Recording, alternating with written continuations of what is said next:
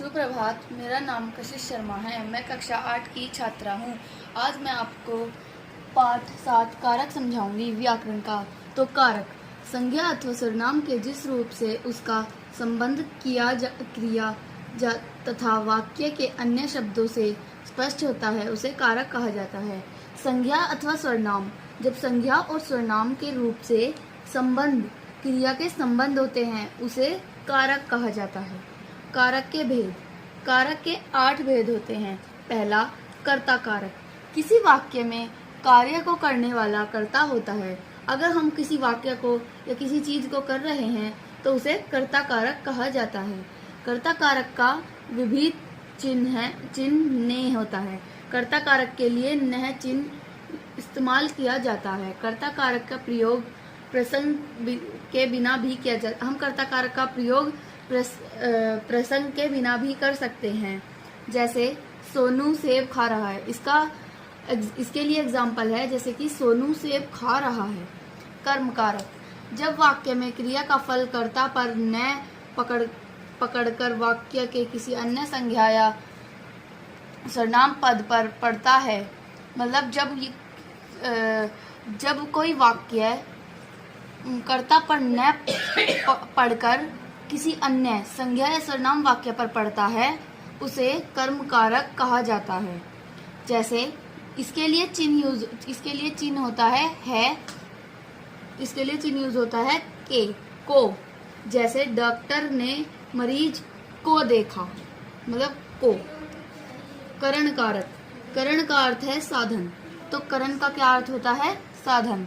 संज्ञा या सर्वनाम के जिस रूप से क्रिया संपन्न होती है उसे करण कहा जाता है।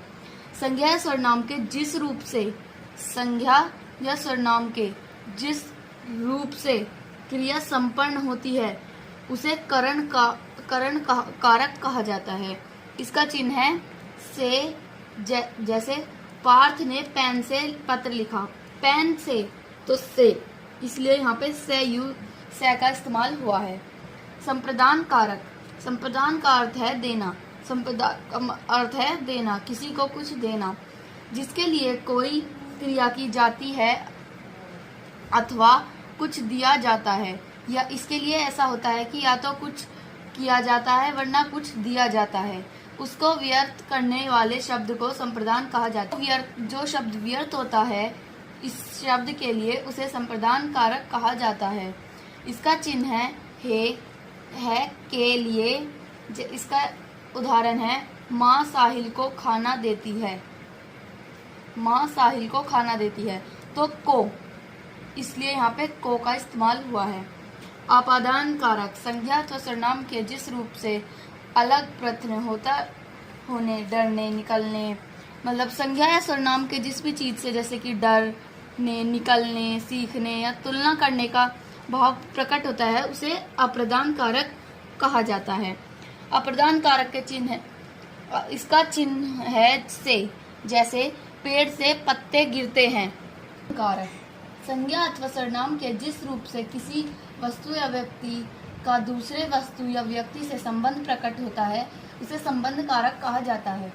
इसका अर्थ है जैसे कि किसी संज्ञा या सर्वनाम के व्यक्ति या वस्तु का किसी दूसरे व्यक्ति या वस्तु से संबंध प्रकट होता है उसे संबंध कारक कहा जाता है। इसका चिन्ह है का, की, के, रा, री, रे। जैसे यह खिलौनों की दुकान है, की, तो यहाँ पर की का इस्तेमाल हुआ है। अधिकरण कारक संज्ञा अथवा सर्वनाम के जिस रूप से क्रिया के आधार पर अर्थात स्थान, समय या अवसर का पता चलता है उसे अधिकरण कारक कहा जाता है। मतलब संज्ञा या सर्वनाम के जिस रूप से, मतलब क्रिया के आधार पर स्थान, समय, अवसर का पता चलता है उसे अधिकरण कारक कहा जाता है। जैसे पेड़ पर चिड़िया बैठी है, इसका चिन्ह है में तथा पर, तो पर, इसलिए यहाँ पर का इस्तेमाल हुआ है। अब संबोधक कारक संज्ञा के जिस रूप से किसी को पुकारा जाता है उसे संबोधन कारक कहा जाता है। मतलब संज्ञा के जिस रूप से हम किसी को पुकारते हैं उसे संबोधन कारक कहा जाता है। इसका चिन्ह है हे, अरे, ओ। जैसे वाक्य